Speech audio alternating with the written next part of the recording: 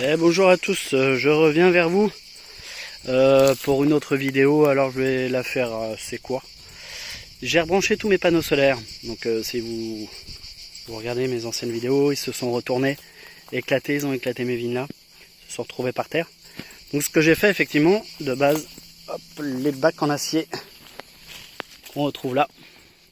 Si on regarde la tige cette tige là en fait, elle était beaucoup plus grande. Donc ce que j'ai fait, je l'ai coupé pour rabaisser et pour être plus proche du sol. Et aussi ce que j'ai fait, au lieu de mettre les panneaux solaires au milieu du rail, des deux rails, et ce que j'ai fait, je les ai mis au plus bas. Comme ça, effectivement, le vent, il est moins pris. Je laisse pousser des arbustes derrière. Voilà. Donc ça fonctionne. Alors je suis vraiment étonné parce que les panneaux solaires, il y a eu 2-3 petites tonches, mais pas méchants. Ce que je suis vraiment étonné. Donc là j'ai vraiment lesté, remis du poids. Le sol j'ai remis droit, vraiment, voilà. Voilà, j'ai pas perdu en puissance, ce qui m'étonne, parce que je me suis dit avec les panneaux, avec des petites tonches, peut-être je vais y perdre ou quoi. Rien du tout. Alors la saleté, hein, on a tous ce problème-là. C'est le fameux soi-disant sable du Sahara, peu importe d'où il provient, le sable. Ça génère pas une très baisse consommation, hein. Grosso modo, je consomme 100 watts de moins sur les 6 panneaux de 520 watts. Je suis toujours en phase, donc les IQ HC. Franchement, j'en suis content. Par contre, c'est vrai que souvent on m'a fait la remarque, ouais, mais tu as un panneau solaire de 520 watts. Et effectivement, les IQ HC, ils sont limités à 384 VAC, donc 384 watts. Donc là, effectivement, les derniers, les P, les IQP, je crois, 8P, qui font presque 500 watts. J'ai envie de me les acheter, donc peut-être je vais revendre ceux-là. Ou j'hésite carrément à m'acheter une installation plutôt type onduleur général. D'ailleurs, si vous avez des conseils, n'hésitez pas. Je suis preneur, c'est vrai que je l'ai déjà dit, j'ai envie d'acheter du Victron, mais concrètement, les Multiplus 2 en 5000 VA, est-ce que ça sera largement suffisant si je mets 10 panneaux, parce que j'en ai 10 qui sont toujours en attente, en totalité du moins.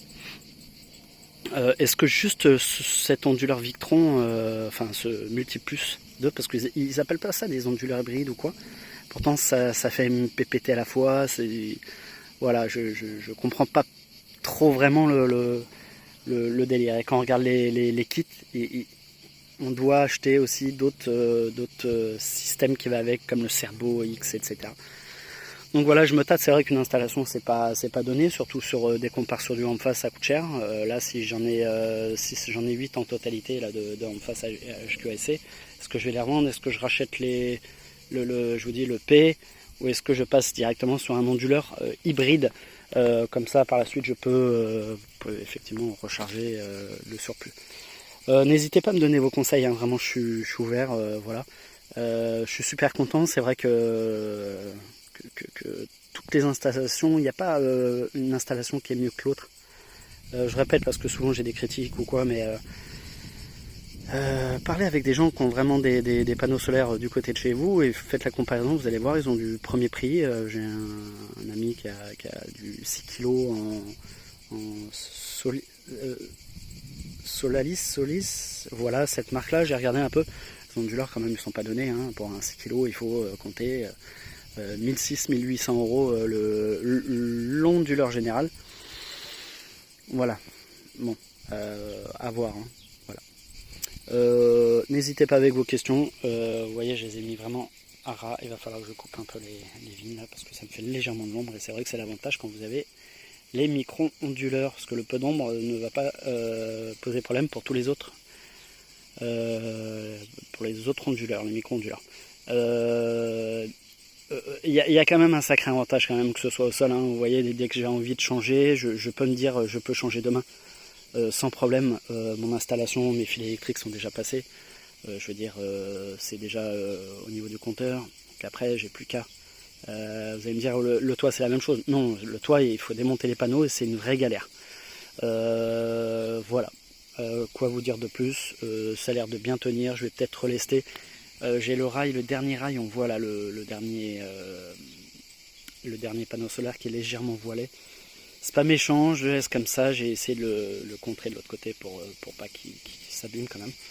Donc voilà, allez, n'hésitez pas avec vos questions. Et c'est vrai que du coup la qualité des panneaux solaires de chez mon kit solaire est quand même du coup pas mal. Par contre le SAV, quand je demande est-ce que c'est normal que ça se retourne, etc., ils font les morts, ce qui je trouve vraiment dommage. Voilà, allez, je vous laisse profiter et n'hésitez pas avec vos questions. À bientôt!